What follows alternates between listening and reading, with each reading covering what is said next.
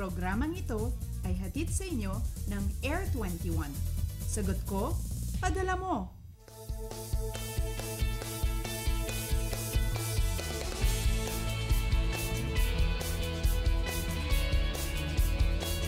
Magandang umaga Pilipinas, panahon na naman para gumising upang harapin ang challenges ng panibagong araw na ito.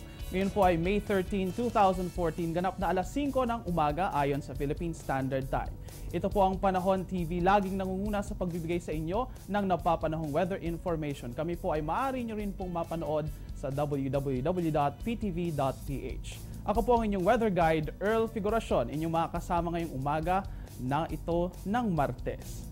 Sa kapapasok lamang ng mga balita mga kaibigan, isang ang lindol ang naitala na naganap kahapon off-coast ng Negros Occidental. Ito ay naganap sa coastal waters sa labas ng Hinoboan, Negros Occidental at nagkaroon ito ng lalim na 14 kilometers. Wala namang dapat ipag-alala dahil wala namang pinsala at casualties na naidulot ang 3.4 magnitude na tectonic quake in origin. Ngayon naman mga kaibigan, sa parting ito ng ating programa para magbigay sa atin ng napapanong weather information at para sagutin ang ilang ating katanungan, ating makakasama si Pag-asa weather forecaster Alvin Pura. Magandang umaga, sir. Magandang umaga sa iyo, Earl, at magandang umaga rin sa inyong mga taga-subaybay. Ginoong Pura, simulan na po natin ang balitaktakan. Patuloy nga ang pagtaas ng temperatura dahil sa pag-init ng ating panahon. Kapag po ba nagpatuloy ang pag-init ng panahon ay magkakaroon tayo ng tagtuyot o wala naman ba tayong dapat ipag-alala dahil papasok na naman ang tag-ulan ngayong buwan ng Hunyo? Ngayon, Earl, wala pa naman tayong dapat ikabahala dahil normal po na nangyayari na sa first hanggang second week ng May ay mainit po talaga ang ating temperatura. Diyan po na itatala usually ang ating mga highest temperature. Subalit pagpasok naman ng second hanggang last week ng ating buwan ng Mayo ay magsisimula na tayong mag-uulan. Actually sa ngayon meron na nga tayong mga nararanasan mga thunderstorms. Pasimula na po yan or pagpasok na po yan ang ating mga pag-ulan. So normal po na halos buong taon ay bumababa naman talaga ang ating level ng dam. Hindi pa po ito epekto or wala pa pong kinalaman ang El Nino dito sa ating init na nararamdaman. Yan nga mga kaibigan, wala pa namang epekto o hindi pa rin naranasan ang mga epekto ng El Nino dito sa bansa. Maaaring may posibilidad pa lamang na ito ay maganap. At ang pagbaba naman ng ating dam levels ay normal na occurrence kada taon dahil nga sa pag-init ng temperatura. At inaasahan naman na tataas itong muli dahil magkakaroon ng mga pulupulong thunderstorms at sa pagpasok rin ng tag-ulan ngayong buwan ng Hunyo. Napag-uusapan na rin natin ang El Nino, Ginoong Pura. Ngayon nga ay mayroon tayong posibilidad na makaranas ng mga effects ng El Nino. Nung nakaraang mga El Nino, noong 2010 at noong 1998 ay nagkaroon nga ito ng pinsala sa ating bansa. Mayroon po bang paraan na masukat natin ang magiging epekto ng El Nino kung atin itong mararanasan sa mga susunod na buwan? Nakabase yan sa pag-init ng ating temperatura, yung ating mga computer models at pagtaya kung gaano kalakas ang ating maging El Nino. Sa ngayon ay unti-unti nang mainit yung ating temperatura dyan sa ating karagatan. So hindi pa po natin masusukat kung magiging malakas yung ating El Nino. Pero sa ngayon may posibilidad na po itong maging mahina hanggang katamtaman.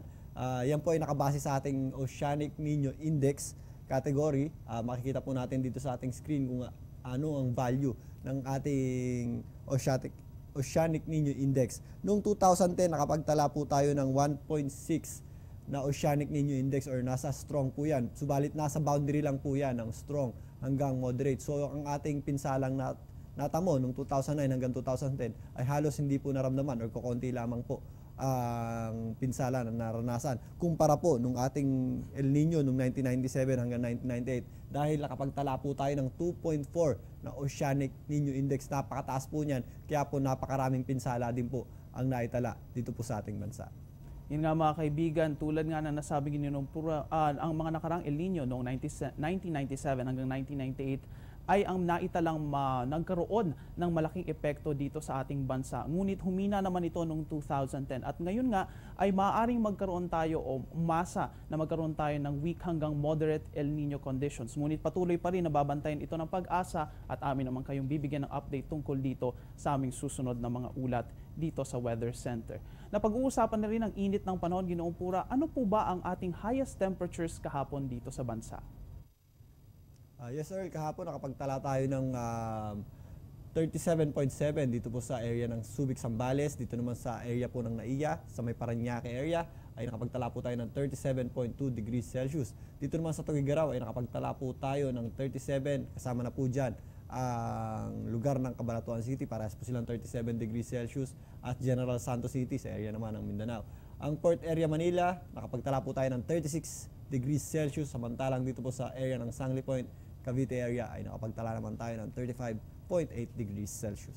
Nga mga kaibigan, patuloy na nagiging consistent na tayo ay nasa 30-degree mark ng ating temperatura at inaasang mananatili ito dahil natural nga na mainit ang buwan ng Mayo. Napag-uusapan nila ng init, ang heat index nga, Ginoong Pura, ay ang ating nararamdaman na temperatura sa ating katawan. At kung nakaka-record tayo, halimbawa ng 35 degrees Celsius dito sa Manila, ay makakaasa tayong mas mataas ang temperatura na ating mararanasan dahil yun nga ay added pa na factors rin ang humidity at ating body temperature. Normal na tayo ay nakakaranas ng caution sa 27 to 32 degrees Celsius at extreme caution noong mga nakarang araw dahil umaabot ang ating heat index sa 32 to 41 degrees Celsius. Ano po ba ang maximum temperatures na ating maaasahan sa mga pangunahing lungsod dito sa bansa katulad na lamang dito sa Metro Manila, Metro Cebu at Metro Davao? At ano po ba ang katumbas na heat index nito ngayong araw na ito? Para sa araw na ito, meron tayong inaasahan na heat index dito sa atin sa Metro Manila na umaabot sa 39.7 degrees Celsius.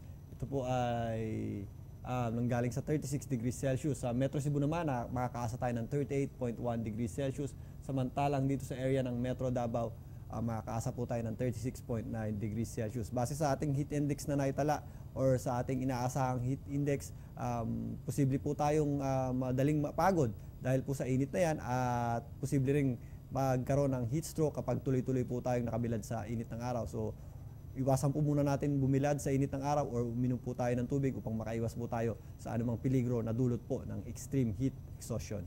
Yun nga mga kaibigan, gaya ng sabi ni Ginoong Pura, ang heat index natin ngayon sa mga pangunahing lungsod sa bansa ay aabot pa rin sa extreme caution levels dahil aabot ito ng higit sa 32 degrees Celsius. Kaya naman, gaya ng sabi niya, tayo ay maging hydrated at kung maaari ay umiwas na lamang sa sikat ng araw lalo na sa peak hours nito. Mga kaibigan, tanungin na natin ngayon si Ginoong Alvin Pura kung ano ba magiging 5 a.m. weather forecast ng Pag-asa ngayong araw na ito. Fair weather naman ang ating inaasahan sa malaking bahagi po ng ating bansa, maliban po dito sa ilang bahagi ng Southern Mindanao, dyan po sa area ng Zamboanga Peninsula hanggang sa ilang bahagi po ng Caraga, makakaasa po tayo ng mas maulap na panahon dyan at meron din tayong mga inaasahang mahina hanggang katamtamang mga pagulan at pagkidlat pagkulog. Dulot po yan sa ating tinatawag na Intertropical Convergence Zone. Maliban po dyan, fair weather po ang inaasahan natin sa malaking bahagi po ng ating bansa. Yung ating ridge ng high pressure area ay nakaka-apekto po or umaabot po yan dito sa Luzon, kaya magiging maliwalas po ang ating panahon, lalong-lalo na sa Luzon dahil nga po pag meron tayong ridge ng high pressure area, bihira po or madalang po ang ating mga pag-ulan. Ang natitirang bahagi po ng ating bansa, manipis lang po ang ating kaulapan, lalong-lalo na po sa umaga, subalit pagsapit ng hapon, nagiging maulap po tayo at meron tayong mga inaasahang localized or mga pulo-pulong pagulan at pagkidlat pagkulog. Yan nga mga kaibigan, good news naman para sa atin dito sa malaking bahagi ng bansa dahil makakaranas tayo ng good weather conditions maliban na lamang dito sa malaking bahagi ng Mindanao at dahil nga daw yan sa Intertropical Convergence Zone at bahagyang kaulapan dyan sa area na yan na magdudulot ng pag-ulan at pagkidlat pagkulog lalo na pagsapit ng hapon o ng gabi. Ginoong Alvin Pura, maraming salamat po sa lahat ng inyong impormasyon na ibinahagi ngayong umaga na ito at maraming salamat mula dito sa Pag-asa Weather and Flood Forecasting Center. Mga kaibigan, ngayon naman ay silipin natin ang ilang astronomical data mula sa Pag-asa. Simulan po natin sa sunrise and sunset data. Ang ating araw po ay sisikat mamayang 5:29 ng umaga at ito ay lulubog 6:16 mamayang gabi. Ang buwan naman ay magpapakita 4:54 ng hapon at aasahang lulubog 4:03 ng umaga at magkakaroon ito ng illumination na 96%. Sa Mayong 15 ay makikita natin ito sa full phase nito. Ang full moon ay ang phase ng buwan kung saan ang buong kabilugan nito ay makikita dahil natatanggap nito ang lahat ng sikat ng araw mula sa posisyon nito sa likod ng planetang mundo.